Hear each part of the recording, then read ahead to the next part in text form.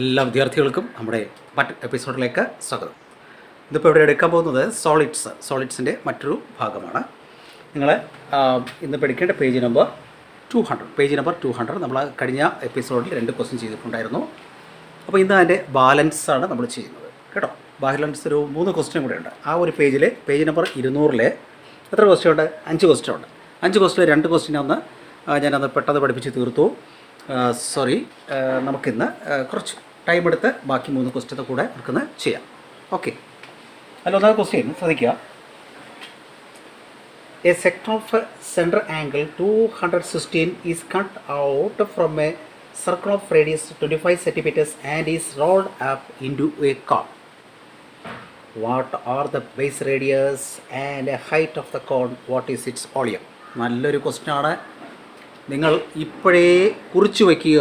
തീർച്ചയായിട്ടും നിങ്ങൾക്കിത് പബ്ലിക് എക്സാമിന് ഈ ക്വസ്റ്റ്യൻ ഉണ്ടായിരിക്കും, ഉറപ്പാണ്, ഏതൊരു സംശയവും വേണ്ട. ശ്രദ്ധിക്കുക, ഒന്നുകൂടെ നോക്കുക. A sector of center angle 216 is cut out from a circle of radius 25 centimeters. നമുക്ക് ആദ്യം ഒരു സർക്കിൾ വരയ്ക്കാം.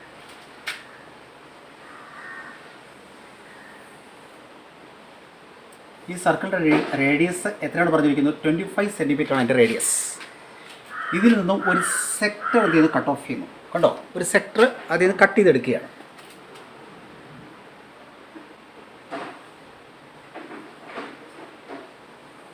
ഇതാണ് വയ്ക്കുക. മനസ്സിലായല്ലോ?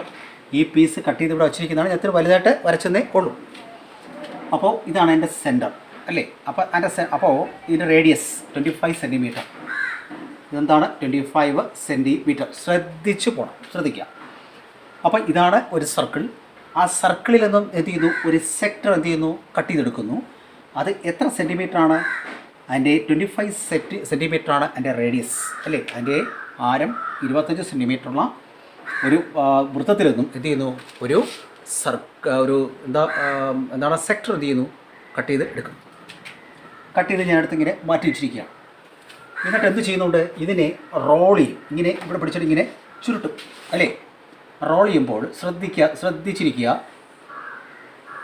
ഇങ്ങനെ ചുരുട്ടി വയ്ക്കുമ്പോൾ നമ്മളെന്ത് ചെയ്യും? ഇങ്ങനെ ഇങ്ങനെ ഇങ്ങനെ ചുരുട്ടുകയാണ്. ചുറ്റുമ്പോൾ ഇതെല്ലാം എന്താണ്? 25 സെൻറ്റിമീറ്ററാണ് അല്ലേ. ഈ സൈഡ് എത്ര? 25 സെൻറ്റിമീറ്റർ.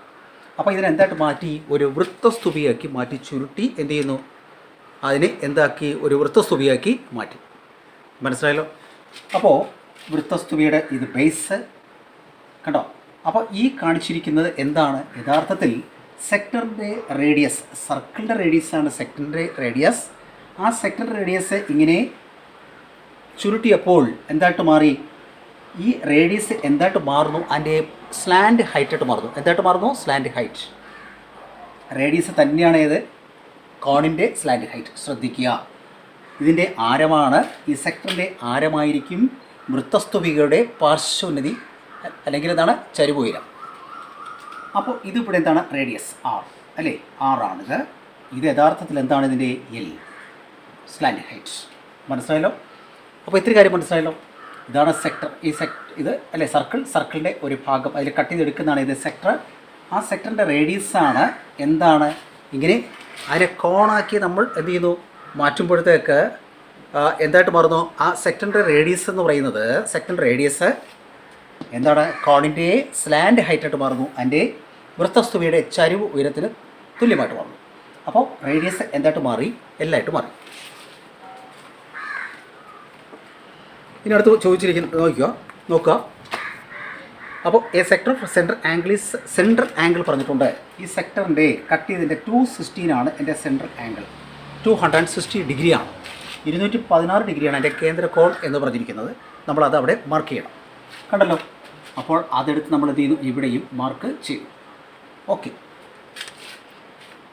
ഇനി അടുത്ത്. അപ്പോൾ 216 is cut off from a circle of radius 25 centimetres and is rolled up into a cone അല്ലേ. അതിനെ റോൾ ചെയ്ത് എന്താക്കുന്നു? ഒരു കോണാക്കി മാറ്റി അല്ലേ. ഇനി what are the base radius and height of the cone? കണ്ടുപിടിക്കേണ്ടത് ഇതിൻ്റെ ബേസ് റേഡിയസ് ആണ് കണ്ടുപിടിക്കേണ്ടത് അല്ലേ. അപ്പോൾ ഇതിൻ്റെ 6 കാണണം. പിന്നെ എന്ത് കാണണം? ഇതിൻ്റെ ഉയരവും കാണണം. ഹൈറ്റ് കണ്ടുപിടിക്കണം. മനസ്സിലായല്ലോ? അപ്പോൾ ഇതിൻ്റെ റേഡിയസ് കാണുക, പിന്നെ ഇത് കാണുക, ഇതിൻ്റെ ഉയരവും കണ്ടുപിടിക്കുക. അപ്പോൾ റേഡിയസും ഉയരമാണ് നമുക്ക് വേണ്ടത്. അപ്പോൾ ഇവിടെ സ്ലാൻഡ് ഹൈറ്റ് എൽ അല്ലേ, ഇപ്പുറത്തോ നമുക്കാണെങ്കിൽ എഴുതാം. അത്ര 25 സെൻറ്റിമീറ്റർ ആണ് എൻ്റെ സ്ലാൻഡ് ഹൈറ്റ്. ഇനി അടുത്ത് നമുക്കിത് എങ്ങനെയാണെന്ന് നോക്കാം. ശ്രദ്ധിക്കുക, വളരെ ശ്രദ്ധിച്ചിരിക്കുക. നമുക്ക് ഈ ബേസ് കണ്ടോ, ബേസ് എന്താണ്? സർക്കിളാണ്. നമ്മൾ ഇത് കണ്ടോ, ഇതിനെ നമ്മൾ എന്ത് ചെയ്യുന്നു കണ്ടോ, ഈ ഈ ഈ കണ്ടോ, ഈ സെക്ടറിൻ്റെ ലെങ്താണിത്. സെക്ടറിൻ്റെ എന്താണ്? ലെങ്താണിത്. ഈ ലെങ്ത്തിനെ നമ്മളിങ്ങനെ റോളപ്പ് ചെയ്തിട്ടാണ് എന്ത് ചെയ്യുന്നത്, അതിൻ്റെ ബേസ് അല്ലേ, അതിൻ്റെ ഇങ്ങനെ റോൾ ചെയ്യുമ്പോഴത്തേക്ക് അതെന്തായിട്ട് മാറുന്നു? ഒരു സർക്കിളായിട്ട് മാറും.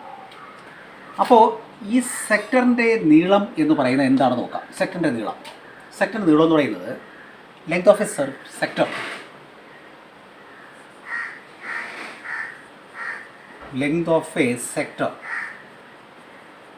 is equal to 2 pi r into x by 360 ആണ്. മനസ്സിലായി? അപ്പോൾ ഈ സംഭവം ശ്രദ്ധിച്ചിരിക്കുക. ഈ നീളത്തിനെ കണ്ടോ, നമുക്ക് എന്താണ് പറയേണ്ടത്? കണ്ടുപിടിക്കേണ്ട ഫോർമുലയാണ് 2 pi r into x by 360. ഓർത്ത് വയ്ക്കുക. അപ്പോൾ സെക്ടറിൻ്റെ നീളം, അപ്പോൾ സെക്ടറിൻ്റെ നീളം എന്ന് പറയുന്നത് 2 pi r into x by 360 ആണ്. ഇതിനെ നമ്മൾ വളച്ചു വയ്ക്കുമ്പോഴാണ് എന്തായിട്ട് മാറുന്നത്? ഇതിൻ്റെ പെരിമീറ്ററായിട്ട് മാറുന്നത്. ഏതാണ്? ബേസിൻ്റെ പെരിമീറ്റർ അല്ലേ.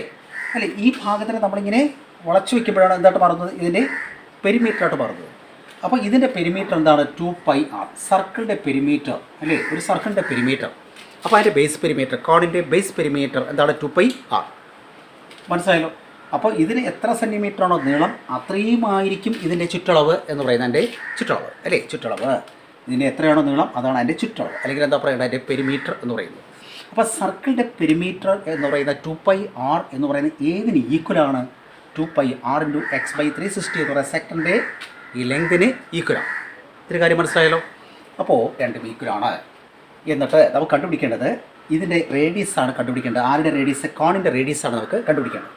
അപ്പോൾ കോണിൻ്റെ റേഡിയസ് കണ്ടുപിടിക്കാനുള്ളത് കൊണ്ട് നമുക്ക് ആദ്യം കോണിൻ്റെ ഫോർമുല എഴുതാം.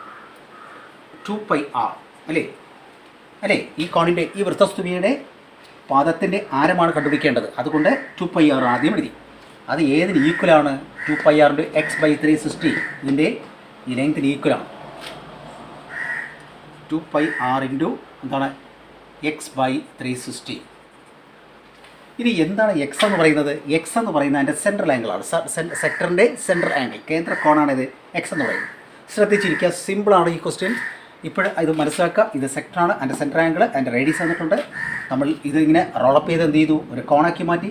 അപ്പോൾ സെക്ടറിൻ്റെ നീളം എന്ന് പറയുന്നത് ഇതിൻ്റെ ബേസ് പെരിമീറ്ററിന്, ഈ കോണിൻ്റെ ബേസ് പെരിമീറ്ററിന് ഈക്വലാണ്. അപ്പോൾ ബേസ് പെരിമീറ്റർ 2 pi ആണ്. അത് ഏതിന് ഈക്വലാണ്? 2 pi r into x by 360ക്ക് ഈക്വലാണ്. എന്താണ് എക്സ്? എക്സ് എന്ന് പറയുന്നത് സെൻട്രൽ ആംഗിൾ. എക്സ് എന്ന് പറയുന്നതാണ് സെൻട്രൽ ആംഗിളാണ്. ഇവിടെ വേറെ ഒന്നും എഴുതാനൊന്നുമില്ല. ഇതിൻ്റെ റേഡിയസാണ് നമുക്ക് കണ്ടുപിടിക്കേണ്ടത്. അപ്പോൾ ഇവിടെ എന്താ എഴുതേണ്ടത്? 2 into pi into ഇങ്ങനെ സ്പ്ലിറ്റ് ചെയ്ത് എഴുതിക്കോളൂ. r is equal to 2 into pi into radius. ഏതിൻ്റെ റേഡിയസാണ്? സെക്ടറിൻ്റെ റേഡിയസ്. സെക്ടറിൻ്റെ റേഡിയസ് എത്ര? 25 into എക്സ് എന്താണ്? സെൻട്രൽ ആംഗിൾ എന്താണ്? എത്ര? 260 divided by 360. കണ്ടല്ലോ? അപ്പോൾ 2 pi r into 2 pi r is equal 2 into pi into radius സെക്ടറിൻ്റെ, ഇതെല്ലാം സെക്ടറിൻ്റെ ആണ്.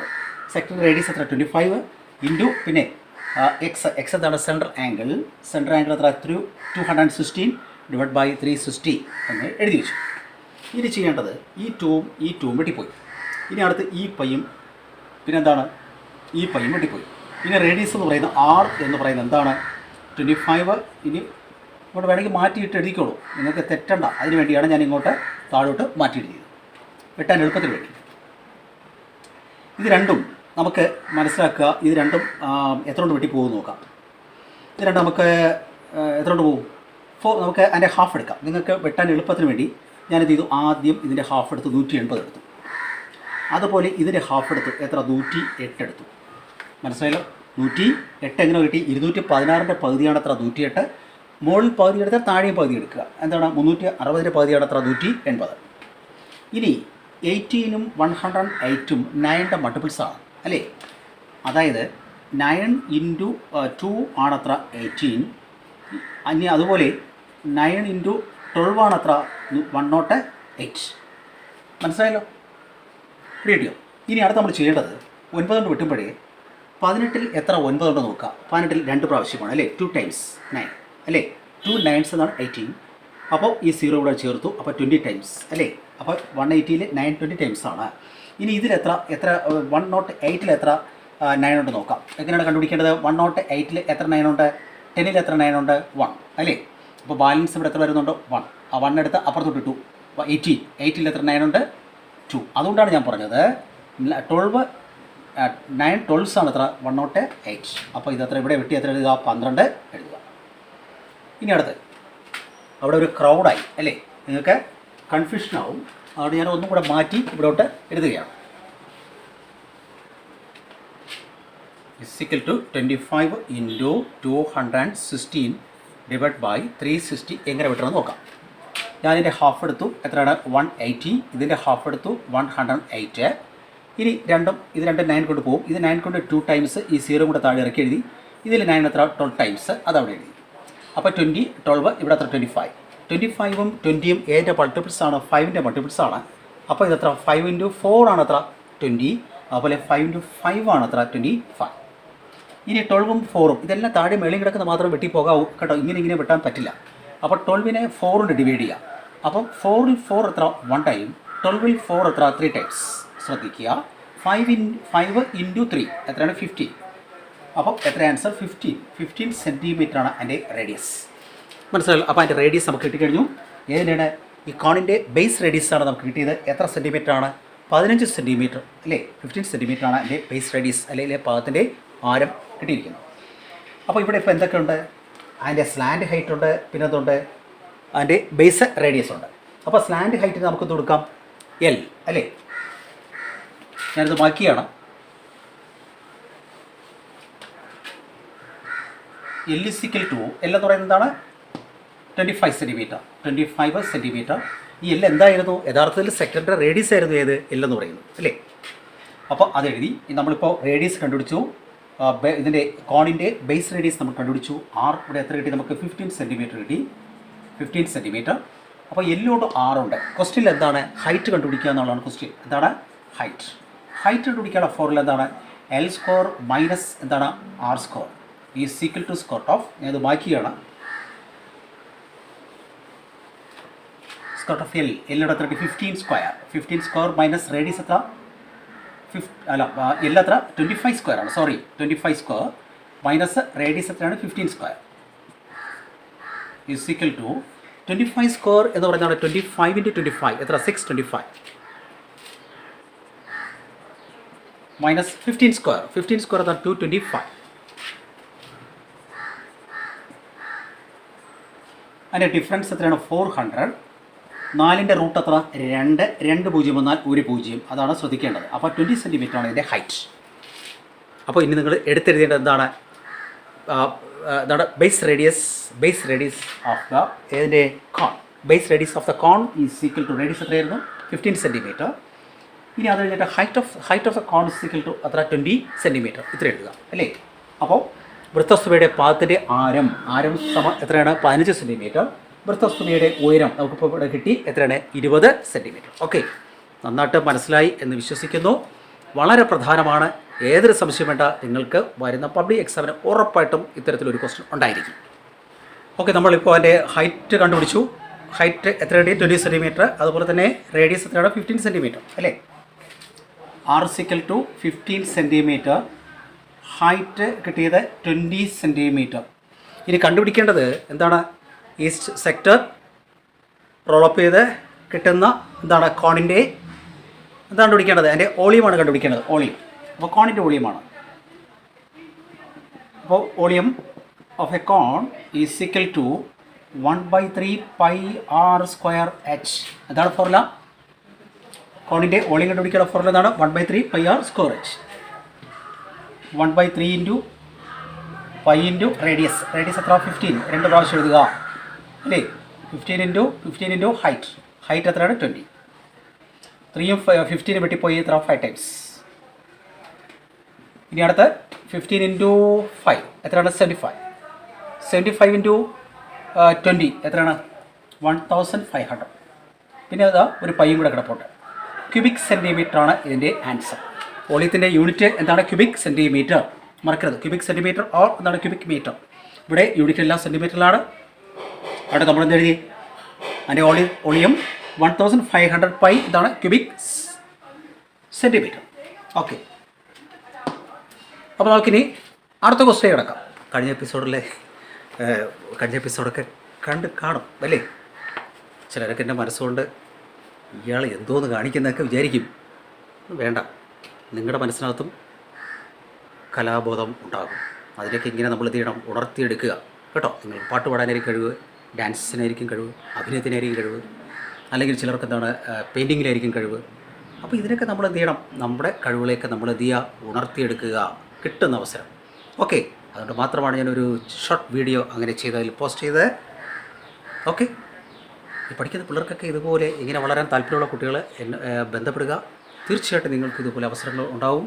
ഞാൻ ഇത് കൊണ്ടൊന്നും നിർത്തില്ല. ഇനി മിനി ഇതിൻ്റെ പുറകെ അടുത്തടുത്ത വീഡിയോകളൊക്കെ വരുന്നുണ്ട്. നിങ്ങളെല്ലാവരും സഹിക്കണം. ഓക്കെ, കണ്ടതിനൊക്കെ നന്ദി.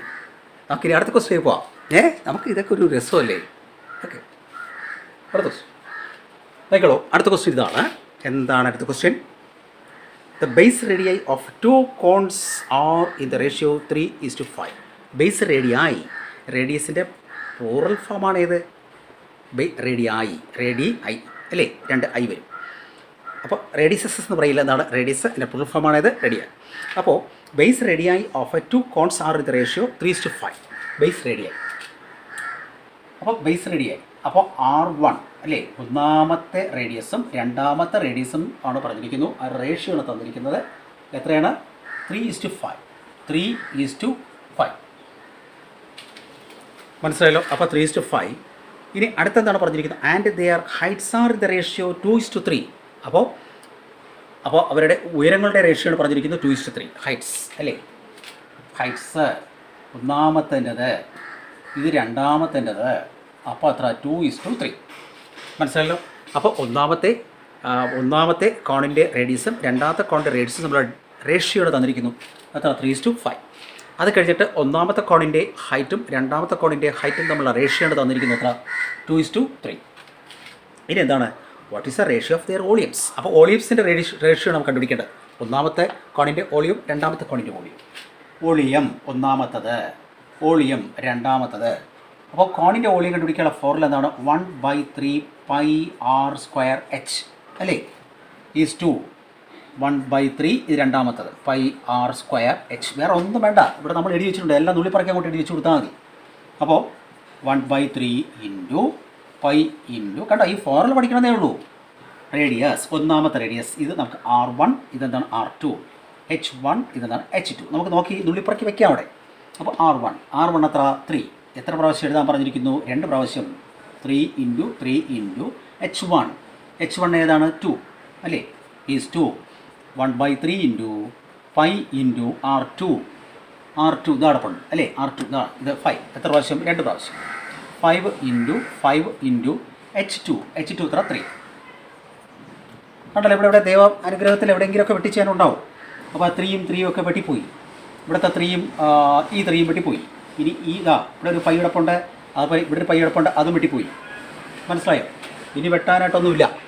അപ്പോൾ 3 ഇൻറ്റു 2. അപ്പോൾ കണ്ടല്ലോ 3 ഇൻറ്റു 2 ആണ്. അപ്പോൾ അവിടെ എന്ത് കിട്ടും? ആൻസർ 6. 6 ഈസ് 2. 5 ഇൻറ്റു 5 എത്ര? 25. ഇതാണ് എൻ്റെ ആൻസർ. കേട്ടല്ലോ, സിമ്പിളല്ലേ? സിമ്പിളാണ്. സോളിഡ്സ് വളരെ ഈസി ചാപ്റ്റർ അല്ലേ? വളരെ എളുപ്പമാണ് കേട്ടോ. ഓക്കെ, ഇനി അടുത്ത ക്വസ്റ്റ്യൻ നോക്കാം. അപ്പോൾ ഇത്രയേ ഉള്ളൂ ക്വസ്റ്റ്യൻ. ആൻസർ ഇത്രയേ ഉള്ളൂ. കൂടുതൽ വേണമെങ്കിൽ നമുക്ക് കൂടുതൽ ചെയ്യാം. പക്ഷേ ഇതാണ് എളുപ്പം കേട്ടോ. ഇങ്ങനെ ചെയ്ത് വെക്കുക. ആദ്യം എന്താണ് ചെയ്യേണ്ടത്?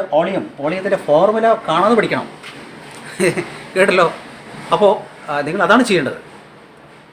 അല്ല, ഫോർമുല കംപ്ലീറ്റ് എന്ത് ചെയ്യുക? കാണാതെ പഠിക്കുക. അപ്പോൾ വോളിയം കണ്ടുപിടിക്കാനുള്ള ഫോർമുല എന്താണ്? 1/3 πr²h.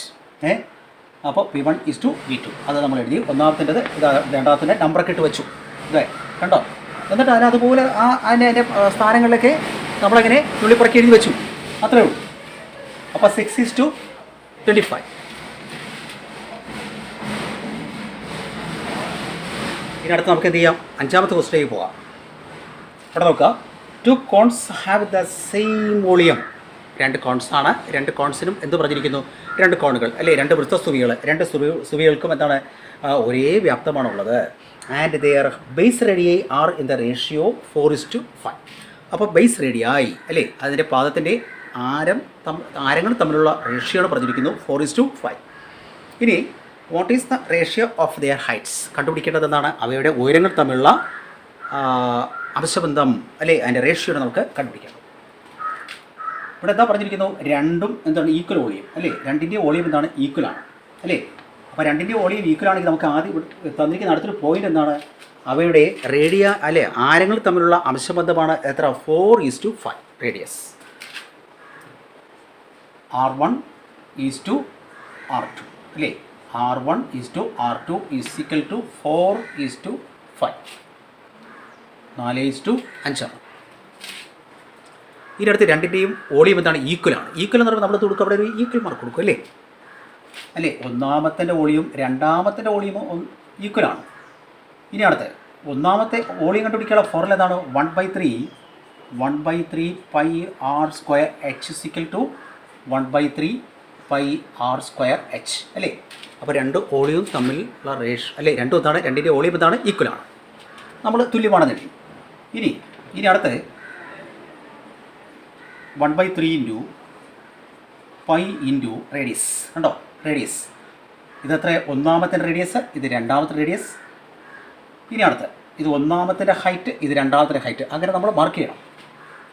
അപ്പോൾ 1/3 ഇൻറ്റു പൈ ഇൻറ്റു റേഡിയസ്, ഒന്നാമത്തെ റേഡിയസ് എത്ര പറഞ്ഞിരിക്കുന്നു, 4. എത്ര പ്രാവശ്യം, 2 പ്രാവശ്യം. 4 ഇൻറ്റു h1 നമുക്കറിയില്ല, അത് എഴുതി ഈസ് ഈക്വൽ ടു വീണ്ടും അപ്പുറത്ത്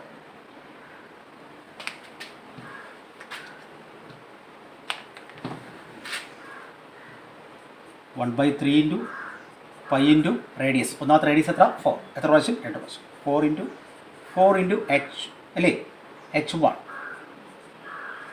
ഈസ് ഈക്വൽ ടു വീണ്ടും 1/3 ഇൻറ്റു ഈ പൈ ഇൻറ്റു ഇതേതാ, രണ്ടാമത്തെ റേഡിയസ് എത്ര, 5. എത്ര പ്രാവശ്യം, 2. 5 ഇൻറ്റു എന്താ കൊടുക്കേണ്ടത്, h2. അവിടെ ഹൈറ്റ് തന്നിട്ടില്ല, അതുകൊണ്ടാണ്. ഇനി വേറെ ഒന്നും ചെയ്യേണ്ട, എന്താ എവനെയും വെട്ടിക്കളഞ്ഞു അല്ലേ, എവനെയും വെട്ടി, അപ്പുറം ഒരുപോലെ ആണെങ്കിൽ അങ്ങ് വെട്ടി പോകും. ഇനി വേറെ ഒന്നുമില്ല. 4 ഇൻറ്റു 4 എന്താ, 16. 16 into h1 is equal to 5 into 5 എത്ര, 25. 25 ഇൻറ്റു എത്ര, h2. ഒരു കാര്യം മനസ്സിലാക്കുന്നത്, h1 ഒന്നാമത്തേൻ്റെതും രണ്ടാമത്തേൻ്റെതും ഈ കണ്ടോ, നിങ്ങൾ എപ്പോഴും നിങ്ങൾക്ക് തെറ്റാതിരിക്കാൻ വേണ്ടി പറയുന്നതാണ് h1 എന്ന് പറയുന്നത്. കണ്ടോ, ഇതാ ഇതിൻ്റെതാണ് ഇത്. അപ്പോൾ h1 ഈസ് ഈക്വൽ ടു അല്ല, അങ്ങനെയല്ല, അതിൻ്റെ ratio h1 is to h2 is equal to h1 അവിടെ എത്ര, 25 ഈസ് ടു h2 എത്രയാണ്, 16.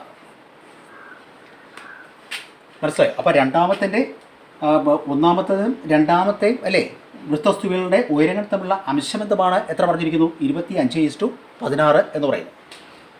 നമുക്ക് സംശയം ഉണ്ടെങ്കിൽ നമ്മൾ എന്ത് ചെയ്യണം, നിങ്ങൾ ഫൈനലായിട്ട് നിങ്ങൾ ആൻസർ എഴുതുമ്പോഴത്തേക്ക് ശ്രദ്ധിക്കാനുള്ളതെന്ന് പറഞ്ഞാൽ രണ്ട് പാത്രങ്ങളിലെ ഒരു പാത്രത്തിൻ്റെ നിങ്ങൾ ഇങ്ങനെയാണ് കേട്ടോ ക്ലിയർ ചെയ്യേണ്ടത്. 2 പാത്രം, ഞാൻ കോണിക്കൽ ഷേപ്പിലുള്ള പാത്രം ഇപ്പോൾ വരയ്ക്കുന്നില്ല, ഞാൻ സിലിണ്ടറിക്കൽ ഷേപ്പിലുള്ള പാത്രമാണ് വരയ്ക്കുന്നത്. അപ്പോൾ ഇതാ ഇവിടെ ശ്രദ്ധിക്കാം, ഈ ഒരു പാത്രത്തിന് ഇതാണ് എൻ്റെ റേഡിയസ്, ഹൈറ്റ് ഇത്രയുണ്ട്. ഞാൻ ഇതിനകത്ത് 3 ലിറ്റർ വെള്ളമാണ് എടുത്തത്. എത്ര ലിറ്റർ വെള്ളം എടുത്തു, 3 ലിറ്റർ വെള്ളം. ഇനി അടുത്ത് വേറൊരു പാത്രം എടുത്തു,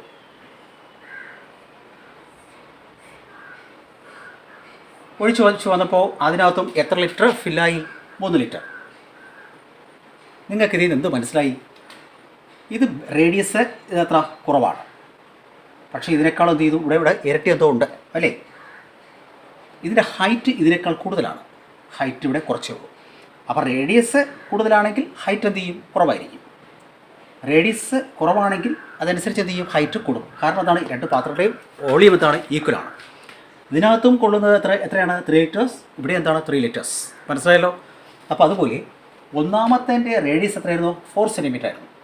രണ്ടാമത്തെ 4 സെൻറ്റിമീറ്റർ അല്ല, 4 കേട്ടോ, ആരെ റേഷ്യോ പറഞ്ഞിരിക്കും, സെൻറ്റിമീറ്റർ അല്ല. അപ്പോൾ ഇത് 4ഉം 5. അപ്പോൾ ഒന്നാമത്തേക്കാൾ കൂടുതലാണ് രണ്ടാമത്തത്. അപ്പോൾ സ്വാഭാവികമായിട്ടും രണ്ടാമത്തിൻ്റെ ഹൈറ്റ് എന്തായിരിക്കും? ഒന്നാമത്തേക്കാൾ കുറവായിരിക്കും. അപ്പോൾ കിട്ടിയ ആൻസർ ഏതൊരു സംശയം വേണ്ട, രണ്ടാമത്തിൻ്റെ ഹൈറ്റ് ഒന്നാമത്തേക്കാൾ കുറവായിരിക്കും. ഓക്കെ, 3 കിടിക്ക് ക്വസ്റ്റ്യനാണ് നമ്മൾ പഠിച്ചിരിക്കുന്നത്. അപ്പോൾ ചിലപ്പോൾ നിങ്ങൾക്ക് എന്താ പറയുക, അതൊരു മാറാൻ വേണ്ടി, ബോറടി മാറാൻ വേണ്ടി ചിലപ്പോൾ ഞാൻ വീണ്ടും അടുത്തൊരു വീഡിയോ ഇട്ട് വരും. ഓക്കെ, നിങ്ങളുടെയൊക്കെ എല്ലാവരുടെയും സപ്പോർട്ട് ഉണ്ടായിരിക്കണം. നമുക്ക് അടിച്ചു പൊളിക്കാന്നേ. Okay, thank you.